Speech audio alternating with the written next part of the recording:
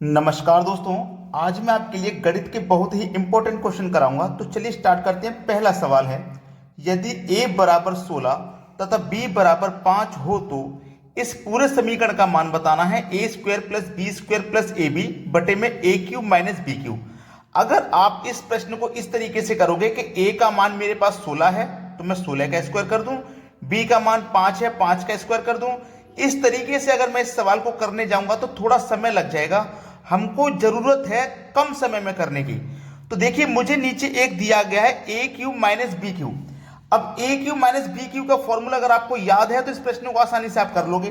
देखिएगा, ए cube minus B cube बराबर क्या होता है? ये होता है ए माइनस बी, ठीक है, इंटू ए स्क्वायर प्लस का बी स्क्वायर प्लस का ए बी।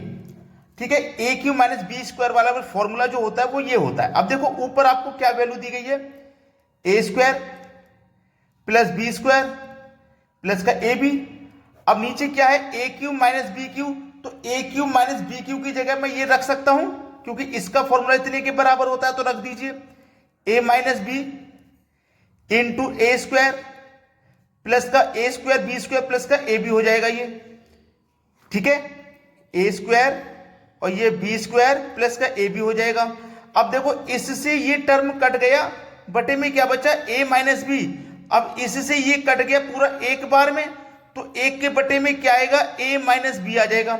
तो ऊपर तो एक रहेगा, ए का मान आपका देखो कितना था? 16 था। ठीक है, माइनस है बीच में, बी का मान आपका देखो कितना है? 5 है। अब एक के बटे में कितना आएगा? 16 में से 5 घटा दोगे 11 आ जाएगा। एक के बटे में 11 आपके सवाल का बिल्कुल सही जवाब है। पी ऑप्शन प्रश्न का बिल्कुल सही जवाब। अगर आपको फॉर्मूला याद था तो बड़ी आसानी से कर लोगे, अगर याद नहीं है तो ये वैल्यू को लगा लगा के करोगे तो थोड़ा समय लग जाएगा और कुछ नहीं। अब देखते हैं अगला प्रश्न। अगला प्रश्न है, एक विद्यार्थी सही सवालों की तुलना में 2 गुने गलत करता है। यदि उसने कुल 48 सवाल किए तो कितने सही किए? देखिएगा, बोला गया है जो विद्यार्थी है वो सही सवालों की तुलना में 2 गुने गलत करता है। यानी 2 गुने गलत करने का मतलब है अगर एक सही करेगा तो वो 2 गलत करेगा। ठीक है, 2 सही करेगा तो 4 गलत करेगा, क्योंकि 2 गुने गलत करता है ना वो। ठीक है, समझ में आ गया। अब उसने टोटल सवाल कितने किए हैं? 48। टोटल सवाल उसने 48 किए, सही गलत दोनों मिला के। और यहां पे सही और गलत का रेशियो क्या है? अगर सही 1 करेगा तो गलत 2 करेगा, तो 2 और 1 3। तो इस योग में इस योग से डिवाइड करो, क्योंकि ये जो योग है हमारा 48, ये सही और गलत दोनों सवालों का है, तो ये भी हम सही गलत दोनों सवालों का लेंगे। 3 से घटा दो, 3 1 कम 3, 1 बचेगा 18, 3 6 18, 16 बार में कट जाएगा। पूछा है कितने सही किए, कितने सही किए, तो सही का रेशियो मेरा 1 है, तो 16 का मल्टीप्लाई मैं 1 से करूंगा तो 16 हो जाएगा। अगर मैं गलत वाले रेशियो से करूंगा तो 16 दूनी 32 हो जाएगा। अगर आप 16 और 32 को जोड़ोगे तो मिलकर 48 हो जाएगा। तो उसने सही कितने किए हैं? 16। और देखो, 16 का 2 गुना होता है गलत 32, 16 का 2 गुना 32 होता है, 2 गुने गलत कर रहा है वो। लेकिन हमसे तो सही पूछा गया है, तो उसने 16 सही किए हैं।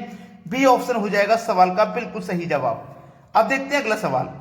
अगला प्रश्न है, यदि p का p% बराबर 36 हो तो p का मान बता दीजिए। ऐसे सवालों में बच्चे थोड़ा कंफ्यूजन में पड़ जाते हैं, लेकिन बहुत आसान सवाल है। बोला गया है p का, आपको लिखना है p का मतलब क्या होता है? मल्टीप्लाई। बोर्ड मास का नियम अगर आप नहीं पढ़े हो तो आपको दिक्कत आ सकती है, इसलिए बोर्ड मास का नियम हमेशा पढ़ के रखिएगा। का मतलब मल्टीप्लाई, फिर p दिया गया p। परसेंट का मतलब आप जानते हैं बटे में 100 होता है। बराबर कितना दिया गया? 36 के दिया गया। इस प्रश्न को सॉल्व करना है आपको।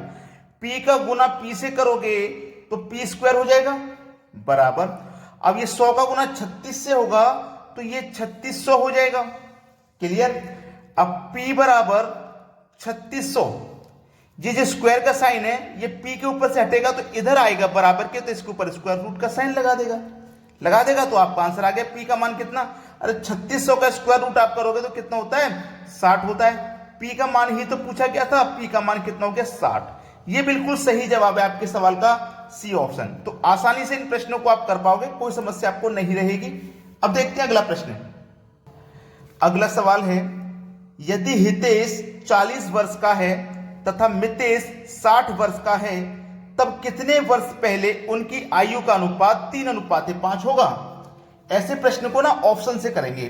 देखिएगा, हितेश है हमारे पास 40 वर्ष का और मितेश है हमारे पास 60 वर्ष का। तो हम पहले मान लेते हैं कि 5 वर्ष पहले, ठीक है, इनका आयु का अनुपात 3 और 5 होगा। 5 वर्ष पहले मान लेते हैं। तो 5 इसमें से भी घटाएंगे, 5 इसमें से भी घटाएंगे, ये 35 हो जाएगा, ये 55 हो जाएगा। क्या ये किसी कॉमन संख्या से कटेगा? 5 से कटेगा। 5 7 35, 5 से 11 बार में। तो हमारा अनुपात आना चाहिए था 3 5, ये आया है 7 11। तो पहला ऑप्शन नहीं हो सकता। दूसरा ऑप्शन ले लो, इनकी आयु कितनी है? 40 और 60। दूसरा ऑप्शन ले लेते हैं, मान लेते हैं 20 वर्ष पहले। तो इसमें से भी 20 घटा दो, इसमें से भी 20 घटा दो। तो यहां कितना बटेगा? 20 गया तो 20, यहां बचेगा 40। देखो कटेगा किसी से क्या? 20 एकम 20, 20 दूने का 40। तो ये 1:2 आ गया। आना चाहिए 3:5, तो ये भी गलत हो गया। तीसरा ऑप्शन ले लेते हैं, इनकी आयु है 40 और 60 की।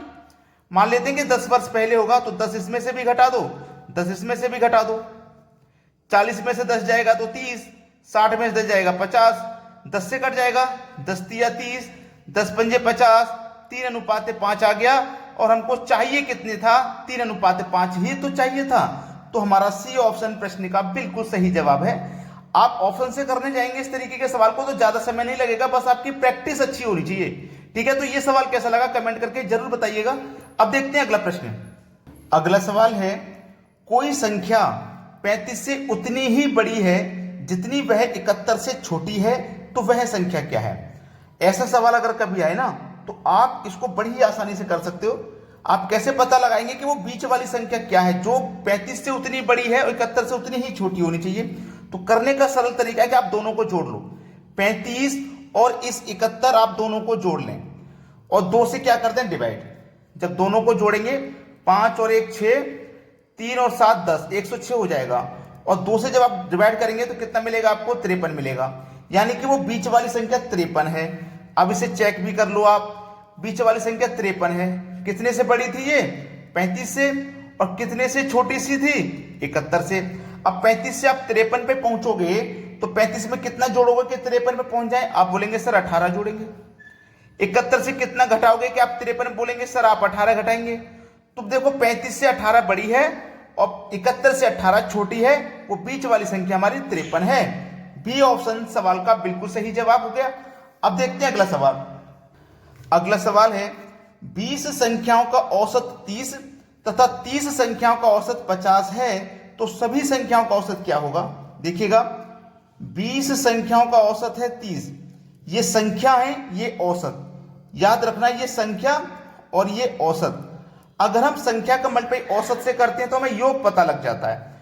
तो 2 तिया 6, यानी कि योग कितना हो गया? 600। ठीक है, योग हो गया 600। फिर बोला है कि 30 संख्याओं का, 30 संख्या और हैं जिनका औसत 50 है।